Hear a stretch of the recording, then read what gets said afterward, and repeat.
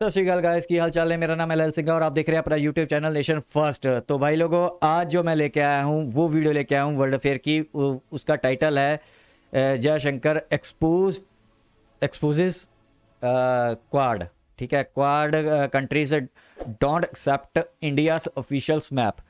तो वीडियो देखते हैं। वीडियो के एंड में तबसरा करूंगा और वीडियो के एंड में आपको बताऊंगा। मैंने प्रशांत धवन सर की, इसका मैंने लिंक नीचे दे दिया है। प्रशांत धवन सर की मैंने एक दिन पहले मैंने वीडियो बनाई है, उसमें मैंने आपको बताया था कि वेस्ट कभी भी नहीं करेगा। और जो इस वीडियो पे भी मैं दे रहा हूँ, उस वीडियो में देखते हैं कि जयशंकर जी ने कैसे एक्सपोज किया है क्वाड को। चलिए पहले वीडियो देखते हैं, वीडियो के एंड में तबसरा करेंगे। So let's start the video.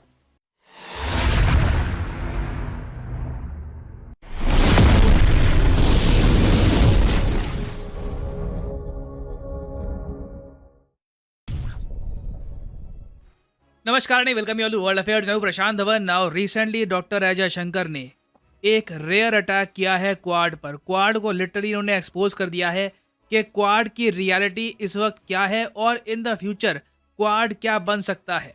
Now पहली बात तो यहाँ पे आप देख पाओगे, जयशंकर साहब ने ऑन रिकॉर्ड ये कहा है कि क्वाड के मेंबर्स तो भारत का नक्शा ही एक्सेप्ट नहीं करते, तो हमसे ये क्यों एक्सपेक्ट किया जाता है कि भारत बाकी क्वाड मेंबर्स की जो पोजीशन है जियो पॉलिटिक्स में उसको एक्सेप्ट करेगा। और ऐसा नहीं है कि भारत के विदेश मंत्री ने ये स्टेटमेंट रैंडमली दे दी है।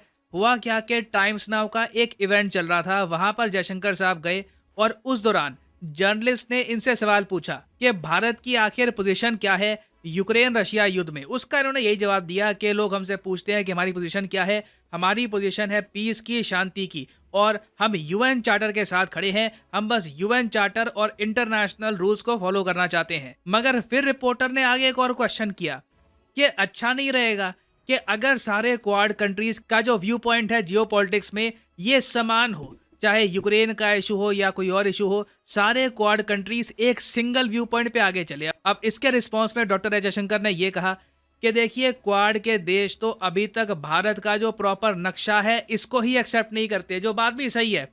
आपने देखा होगा आए दिन भारत में कंट्रोवर्सी स्टार्ट हो जाती है कि कोई Australian website, American website, Japanese website इधर इतनी चलती नहीं है, लैंग्वेज का इशू है। मगर ऑस्ट्रेलियन और अमेरिकन वेबसाइट्स के साथ कई बार कंट्रोवर्सी हो चुकी है कि ये लोग इंडिया का गलत नक्शा प्रस्तुत करते हैं अपनी वेबसाइट्स पर। आपको याद होगा पिछले ही साल कंट्रोवर्सी हुई थी जब ट्विटर ने इंडिया का गलत मैप पब्लिश कर दिया था। फिर भारत सरकार के दबाव में इनको ये मैप हटाना पड़ा। उससे पहले आप जाओ तो विकिपीडिया पर जहां से लोग इंफॉर्मेशन उठाते हैं वहां पर भी देखोगे आप तो भारत का नक्शा गलत था बहुत लंबे समय तक। बाद में इन्होंने थोड़ा बहुत ठीक किया है, मगर उसमें भी ना पाकिस्तान ऑक्यूपाइड कश्मीर और अक्साई चिन को डिस्प्यूटेड टेरिटरी में दिखा रखा है। तो जयशंकर साहब ने बहुत ही बेसिक बात यहाँ पर कही है कि जो भी American analyst, geopolitical expert India से एक्सपेक्ट करते हैं कि जी आप डेमोक्रेसी हो, क्वाड के मेंबर हो, तो आप जी रशिया की आलोचना क्यों नहीं करते। तो हम भी सवाल पूछ सकते हैं कि हमारे नक्शे को तो मान लो, जो मैप हम एक्सेप्ट करते हैं एज ए कंट्री उसको तो एक्सेप्ट कर लो, मगर ये लोग वो करने को भी तैयार नहीं है। अब यहाँ पर आप कहोगे मगर ये पॉसिबल भी तो नहीं होगा ना कि किसी कंट्री का कोई मैप हो उसको वो एक्सेप्ट कर ले, चाहे इंटरनेशनली कुछ और स्थिति हो। मैं आपको एक एग्जांपल देता हूँ। जयशंकर साहब की जो यहाँ पे बात है ना 100% टू द पॉइंट है, और मैं इसलिए कहूँगा ये भारत के इतिहास में द बेस्ट फॉरेन मिनिस्टर हैं। बिल्कुल टू द पॉइंट बात करते हैं, और जो स्टेटमेंट जयशंकर साहब ने भी दिया है ना, इसकी हिस्ट्री आपको जानना बहुत ही इंपॉर्टेंट है। आज से करीब 3 साल पहले चाइना ने एक बहुत ही अजीब सा काम किया। इन्होंने अपने देश में 30,000 नक्शे पब्लिकली डिस्ट्रॉय कर दिए, ये कहकर कि इन नक्शों में कई टेरिटरी थी जो चाइना का हिस्सा है मगर दिखाई नहीं गई थी। फॉर एग्जाम्पल ताइवान, उसके अलावा अक्साई चिन और अरुणाचल प्रदेश। इन 3 इश्यूज की वजह से चाइना ने 30,000 नक्शे अपने स्कूल कॉलेजेस के, अपने पब्लिक ऑफिस के, हर जगह उनको पब्लिकली डिस्ट्रॉय कर दिया। अब यूएसए को जवाब देना था कि जी चाइना ने ऐसे कर दिया तो हम इसका जवाब देंगे। तो यूएसए ने फिर 2020 में एक कानून पास करने की कोशिश करी, जो पास होते होते, वोटिंग इस पर होते होते टाइम लग गया। इवेंचुअली ये पास हुआ 2022 में। और ये लॉ पता क्या कहता है? यूएसए ने स्पेसिफिकली एक लॉ पास किया जिसमें ये लिखा है कि यूएस भी अपने देश में वो सारे मैप बैन कर देगा जिनमें ताइवान को चाइना का पार्ट दिखाया जा रहा है। ये बहुत ही, मैं कहूँगा, मेजर स्टेप था भाई यूएसए, और यूएसए ने किया भी है। आज के समय यूएसए की सारी यूनिवर्सिटीज, अब देखो यूएसए का मीडिया दुनिया कंज्यूम करता है, जो इनकी एनसाइक्लोपीडिया है, जो इनके यहाँ आर्टिकल्स पब्लिश होते हैं, दुनिया भर में जाता है। और ये बात यूएसए को पता थी, तो यूएसए ने देखो सारा जो इशू था यहाँ पर किस किस का था, इंडिया के अरुणाचल प्रदेश, अक्साई चिन और ताइवान का। यूएस ने फोकस किस पर किया, सिर्फ ताइवान पर, और एक ऐसा नक्शा ने उन्हें कर दिया इंट्रोड्यूस जहां पर ताइवान एक इंडिपेंडेंट कंट्री दिखे। मगर आज भी इनके नक्शों में अक्साई चिन ये दिखाते हैं चाइना का पार्ट, कुछ मैं आपको अमेरिका के ऐसे भी नक्शे दिखा दूंगा जहाँ पे अरुणाचल प्रदेश भी ये दिखाएंगे चाइना का पार्ट, और कई नक्शे तो ऐसे हैं जहाँ पर पाकिस्तान ऑक्यूपाइड कश्मीर तो कंप्लीटली पाकिस्तान ने कब्जा रखा है। तो मैं ये यहाँ पे बोलूँगा, हिपोक्रेसी साफ साफ दिखती है कि जो ताइवान के लिए किया था वो हमारे लिए भी कर देते। अगर इतने ही हम मित्र मुल्क हैं, आप कहते हैं भारत आपका ग्लोबल पार्टनर है, I2U2 में हम एक साथ हैं, क्वाड में एक साथ हैं, तो एटलीस्ट इंडिया के नक्शे तो एक्सेप्ट कर लो। हम ये नहीं कह रहे कि अपनी फौज भेजो वापस अक्साई चिन या फिर POK कैप्चर करेंगे, वो सब हम खुद ही कर लेंगे अकेले, मगर एटलीस्ट ग्लोबली इसको एक्सेप्ट तो करो। मगर यूएसए का स्टांस क्या है देखिए, नक्शा छोड़िए, रिसेंटली आपने देखा होगा यूएसए के ऑनवाय पाकिस्तान ऑक्यूपाइड कश्मीर में गए और वहां पर जाकर कह दिया कि जी ये आज़ाद कश्मीर है। ये again this is so strange. एक तरफ ताइवान के इशू को लेकर यूएस सुपर सेंसिटिव है, अच्छे से बताया जाता है यूएस गवर्नमेंट द्वारा अपने इनके डिप्लोमेट्स को कि कभी आपको ये नहीं कहना कि ताइवान चाइना का पार्ट है, मगर सेम केस आपको पाकिस्तान ऑक्यूपाइड कश्मीर में नहीं दिखेगा। यूएस काफ़ी बार ऐसी लैंग्वेज यूज़ कर चुका है जो इंडिया बिल्कुल रिजेक्ट करता है। If, let us say, you say some members of the Quad have an expectation. Okay, I also have an expectation of the world. So tell me, What are these expectations? No, I'll give you an example. Yeah. I have a neighbor who practices terrorism day in, day out. Why don't all of them sign up for everything that I am saying? Why don't they have identical positions with me on terrorism? You know, where is group unity when it comes to that? And that, by the way, is a much older problem. So, look, you can't, the Quad was never envisaged as 4 countries having identity or positions on all issues in the world. The Quad is an exercise of convergence where in the Indo-Pacific, we have, a lot of common interests and an ability to work together. Even in the Indo-Pacific, we may not agree on everything, but we have substantial agreement. But there would be other areas. You picked Ukraine. I could as well pick Pakistan or Afghanistan and say, okay, why aren't you all endorsing India's position? But many of them are not. I mean, some of them don't even endorse my map. Forget about my position. Brutal, absolutely brutal. और इन्होंने यहाँ पर यह भी add किया कि मेरा एक पड़ोसी देश है, वो लगातार दिन रात आतंकवाद फैलाता है। ऑफ कोर्स यहाँ पे पाकिस्तान की बात कर रहे हैं, उसके बारे में क्वाड कुछ क्यों नहीं कहता। और फाइनली ये भी ऐड करते हैं कि क्वाड में देखो मेन फोकस है हमारा इंडो पैसिफिक रीजन में। वहाँ पर हमारे कुछ सिद्धांत हैं कि स्टेबिलिटी होनी चाहिए, डेमोक्रेसी हम फैलाएंगे, यहाँ पर रूल्स बेस्ड ऑर्डर के हिसाब से हम चलेंगे।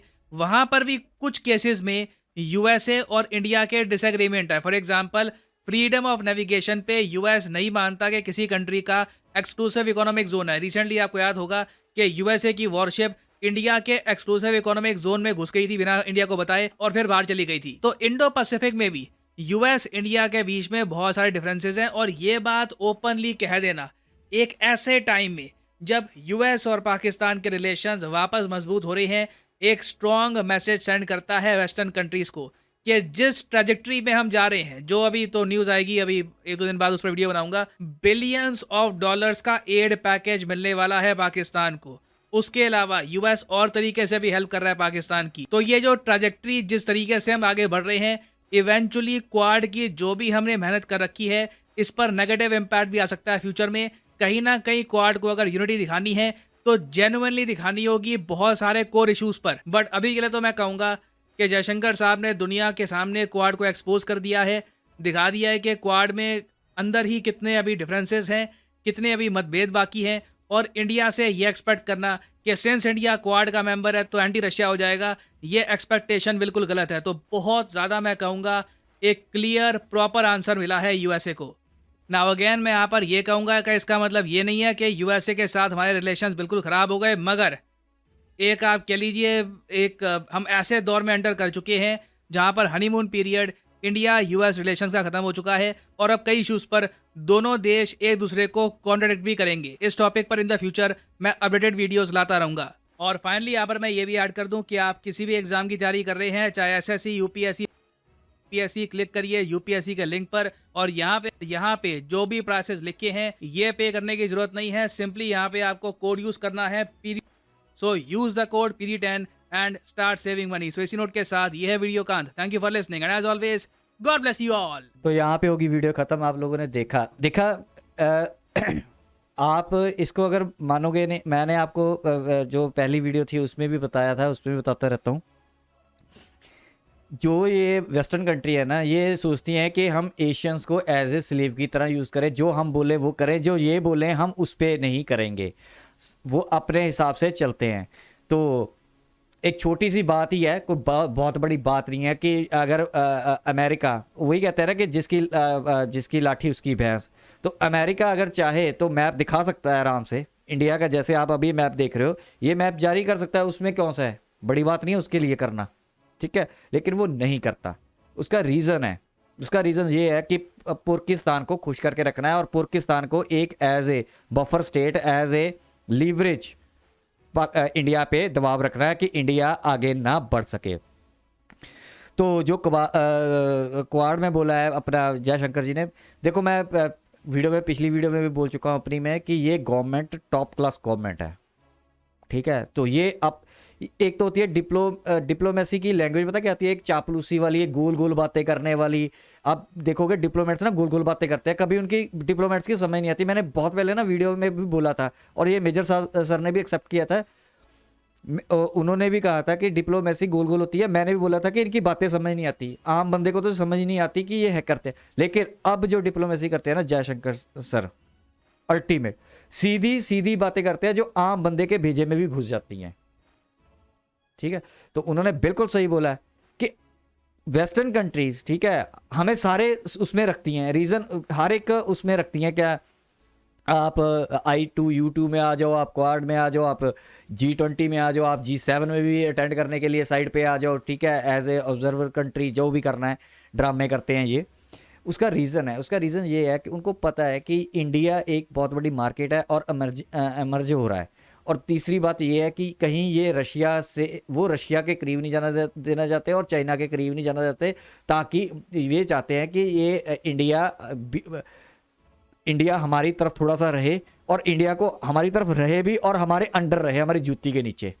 तो बेसिकली उनका ये काम है कि हमारी जूती के नीचे रहे, हमारे काम करता रहे। अगर इंडिया की कोई प्रॉब्लम है तो वो हमारी प्रॉब्लम नहीं है, जो हमारी प्रॉब्लम है वो इंडिया की प्रॉब्लम होनी चाहिए। अगर हम कहते हैं कि ताइवान चाइना का पार्ट नहीं है तो इंडिया भी बोले। अगर हम अब जैसे इन्होंने EU वालों ने उसको टेररिस्ट का कर दिया अपने असेंबली में, EU की असेंबली में, और अमेरिका को भेज दिया अपनी, वो क्या कहते हैं कि आप भी इसको टेररिस्ट बुलाओ, जबकि एक्चुअली में सबको पता है कि जो रशिया है कि रशिया कभी भी टेररिज्म बाहर फैलाता नहीं है ना। इवन के कितने टेररिस्ट हैं रशिया के जो खुद के अंदर, कंट्री के अंदर बम नहीं फोड़ते, ठीक है। तो ये सब हिपोक्रेसी है, ठीक है। अफगानिस्तान क्यों नहीं उसको टेररिस्तान के तगमा देते, क्यों नहीं दिया आज तक, ठीक है, क्योंकि उनको रशिया पे लीवरेज रखनी है, इसलिए उसको अफगानिस्तान को रखा। इधर पाकिस्तान जो शरेआम, जहां पे डेजिग्नेशन टेररिस्ट रहते हैं, रशिया में कोई डेजिग्नेशन टेररिस्ट नहीं रहता, ठीक है, जो UN के डेजिग्नेशन टेररिस्ट हो, लेकिन पाकिस्तान में रहते हैं। क्यों नहीं करते? बड़ा आप सोचो, ये अमेरिका एक नंबर का हरामी बंदा है।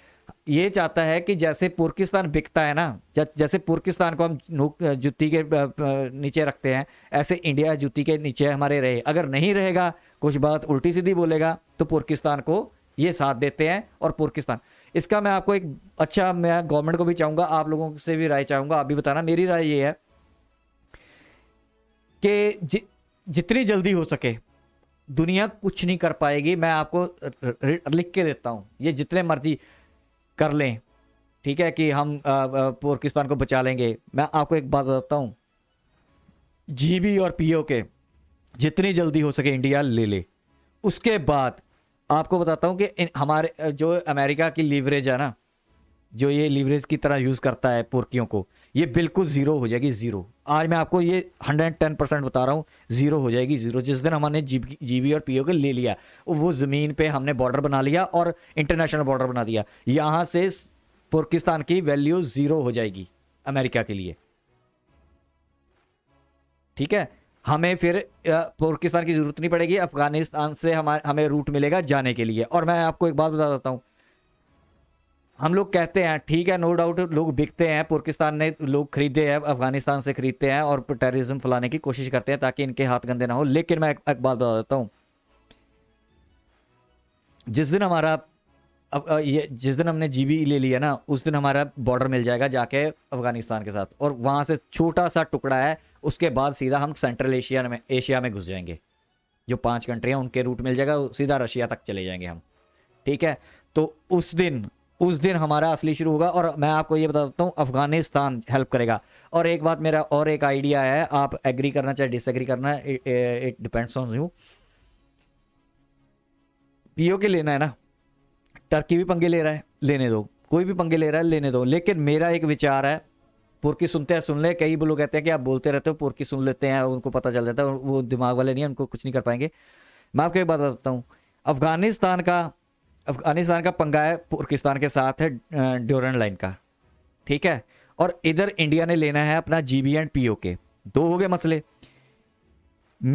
अगर मैं एजेंसीज में होता है या मैं बैक एंड पे काम कर रहा होता है ना, तो मैं पता क्या करता, मेरा आइडिया क्या होता, मैं उधर से अफगानिस्तान को, जो टीटीपी वाले हैं, जहाँ तालिबान है, उनको एक डेट देता, उनको टाइम देता, डेट देता, ठीक है।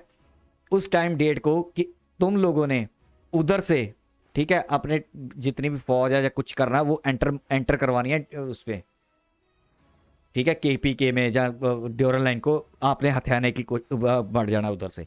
इधर से क्या करना था, हमने पीओके में अपना काम शुरू कर देना था, ठीक है। तो दोनों तरफ से दुनिया अब या तो अफगानिस्तान के खिलाफ होती या हमारे खिलाफ होती, दुनिया भी कंफ्यूज हो जाती। देखिए, ये एक मेरा सिनेरियो है, अगर मैं होता, ठीक है, तो मैं ऐसा प्लान बनाता, और मैं सबसे पहले ये प्लान बनाता, उससे पहले मैं इनको उकसाता पुर्कियों को कि ये कोई पंगा पुंगा करे, ठीक है। इनका पंगा होते ही मैं इधर से एंट्री मरवाता, उधर से यहाँ से फोन करता, चलो भाई उधर से तुम शुरू कर दो। और मैं आपको गारंटी लिख के देता हूँ, उधर से भी उनको ड्यूरल लाइन तक अपना कंट्री मिल जाना, अफगानिस्तान को, इधर से इंडिया ने अपनी जो ज़मीन है वो ले लेनी है। और दुनिया कुछ नहीं कर पाती दो तरफ से अगर ये काम हो जाता, ठीक है। और दूसरी चीज़ ये है भाई लोगों, आपको घबराने की कोई ज़रूरत नहीं है। अगर टर्की भेज रहा है, अमेरिका भी साला भेज दे अपने भाड़े के टट्टू फौजी वहाँ पे, तब भी कुछ नहीं कर पाएगा।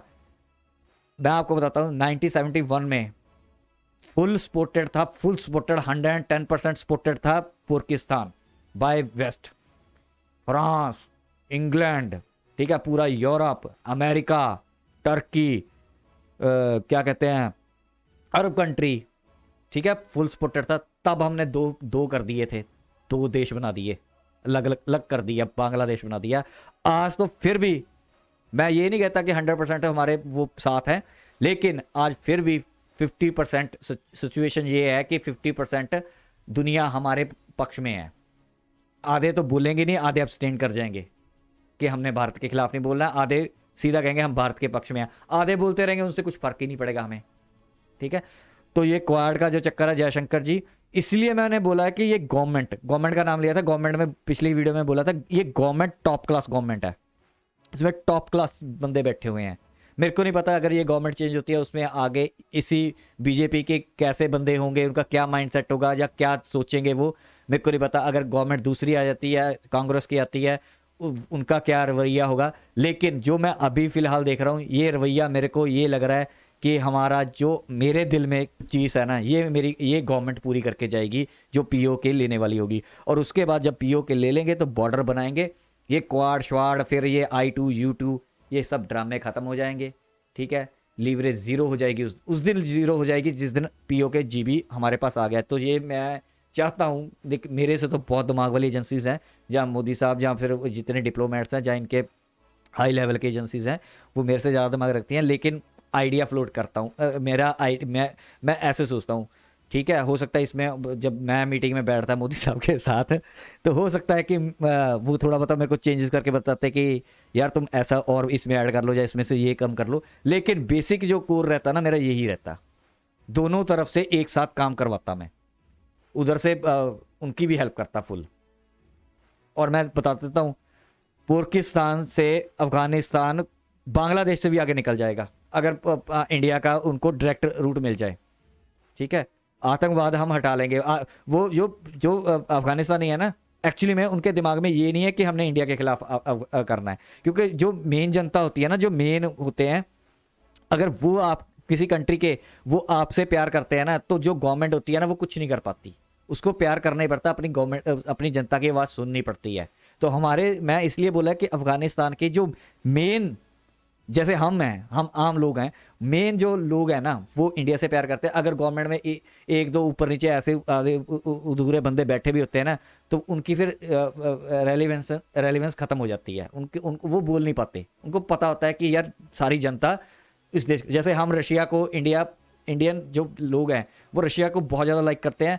गवर्नमेंट इसी झुकाव में भी रशिया के खिलाफ अगर लेना भी चाहती होगी, दिल में होगा कि यार चलो अमेरिका से हमें ये मिल रहा है, सपोज करो अमेरिका कहता है कि हम आपको F-15 या F-22 राप्टर देते हैं, लेकिन आप ये वाली स्टेटमेंट दे देना, फिर उसमें भी इंडिया के जो ऑफिशियल्स होते हैं ना, वो जो जैसे गवर्नमेंट होती है, क्योंकि हमारी डेमोक्रेसी है, उनको पता होता है कि अगर हमने ये काम कर दिया ना इस चीज़ के लालच में, कहीं हमारी जनता हम, क्योंकि वे बता तो पाते नहीं कि अमेरिका ने क्या शर्त रखी है, ठीक है, क्योंकि ये अगर वो बता देंगे तो रशिया को पता चल जाएगा कि ये हो गया, पंगा हो गया, पूरी दुनिया को पता चल जाएगा। तो ये सीक्रेट्स होते हैं, ये अपनी तरफ से घुमा के बोल देंगे, लेकिन इनको ये पता होगा कि फिर हम जनता को क्या जवाब देंगे।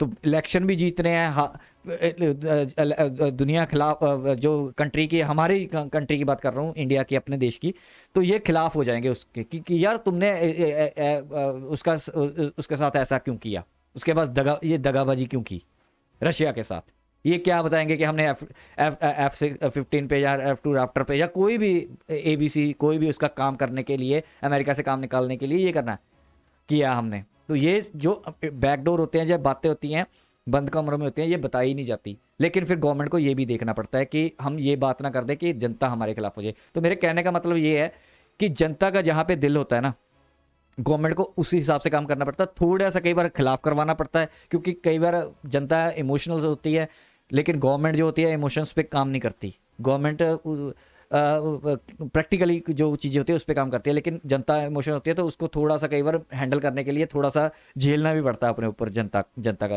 आक्रोश। तो आक्रोश जो ज़्यादा हो जाए तो पंगा भी पड़ जाता है, ठीक है। तो ये सारे होते हैं। तो मेरे हिसाब से ये जो कर रहे हैं ना, ये नक्शा करना, क्वाड, अपनी चीज़ें मनवानी, ठीक है, और भाई तुम यूक्रेन पे बोलो, तुम ये बोलो, क्यों? अमेरिका साला, अमेरिका ने आज तक उसको टेररिस्तान घोषित कर लेंगे, हम भी साथ दे देंगे, ठीक है। हमारा नक्शा साला कम से कम पूरा दिखा दो। तुम हमारा नक्शा तो पूरा दिखाते नहीं, और ताइवान का कहते हो कि तुम बोलो कि वो लग गए। हम पंगे लेते फिर तुम्हारी बिहाफ पे, तुम्हारा पंगा तुम निपटो, हमें क्या लेना देना यार। हमारी तरफ से चाइना में जाए ताइवान, हमारी तरफ से किसी से जाए, हमें अपने मुल्क के 140 बिलियन लोगों को 140 करोड़ लोगों को देखना है कि तो साला तुम्हारा देखते रहे, 1.4 बिलियन लोगों को देखें, या फिर तुम्हारे पंगों में फड्डों में फंसते रहे। साला तुम्हारे पास अमेरिका के पास से 40-45 करोड़ की आबादी है, साला तुम उसके लिए सोचते हो, हम 140 करोड़ लोगों के लिए ना सोचें। हम तेल लें किसी से, तुम्हारे पेट में दर्द हो जाता है इनके वेस्ट के।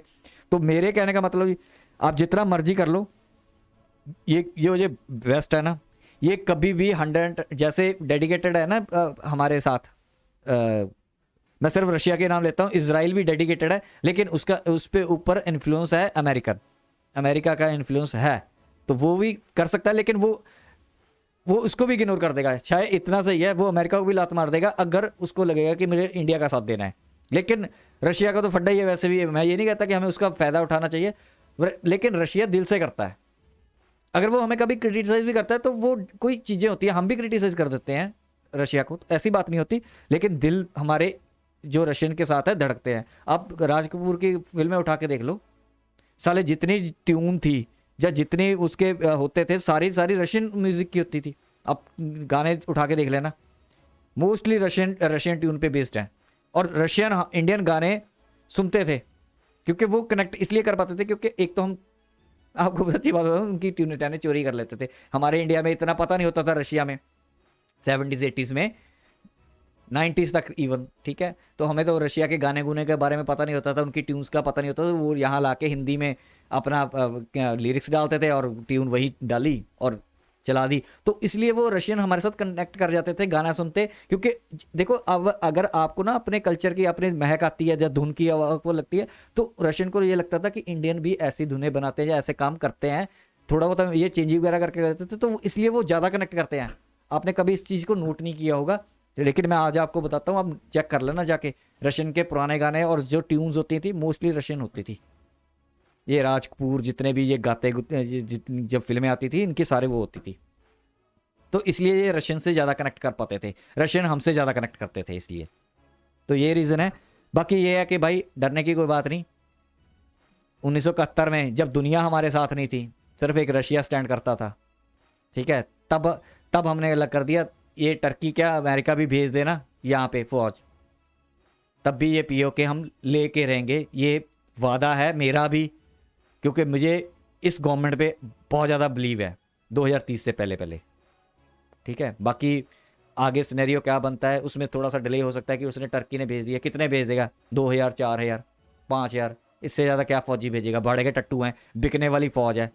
जो बिक के काम करता है ना, वो उसको मौत का डर होता है। जो पैसों के लिए काम करता है वो उसको मौत का भी डर होता है। जो अपने देश के लिए काम करेगा ना, उसको अपनी मौत का डर नहीं होता है। तो हमारे जो फौजी होंगे ना, उनको मौत का डर नहीं है, हमें अपना देश पे आ रहा है। उनके लिए क्या है, ठीक है, पैसे के लिए आएंगे पाकिस्तान। मेरे को तो ये शर्म आती है कि अब जो मुल्क, ठीक है, भाड़े के टट्टू फौजी टर्की से मंगवा रहा है, जब वो उनकी हेल्प मांग रहा है, उनके फौजी इतने नकारा बेशर्म, और डूब के मर जाओ साले। तुम तो कहते हो हमारी कौम बड़ी बेग है, वो आजीम कौम है, हम जज्बे पे लड़ते हैं, हराम के पिल्लो पोरकियो। तो ये जज्बा है साली, टर्की से तुम भाड़े के टट्टू ला के कश्मीर में बैठा रहे हो, और होना जाना कुछ नहीं है। वो सब भागेंगे साले, यहाँ से सब भागेंगे और लटका लटका के मारेंगे टर्की वालों को भी। तो यहाँ तक थी वीडियो। आई होप कि आपको वीडियो अच्छी लगी होगी, तो मेरा व्यू पॉइंट आपको अच्छा लगा होगा। तो यहाँ तक थी वीडियो, प्लीज़ लाइक करो, सब्सक्राइब करो, शेयर करो, कमेंट करो। मिलेंगे नेक्स्ट वीडियो में, तब तक के लिए जय हिंद।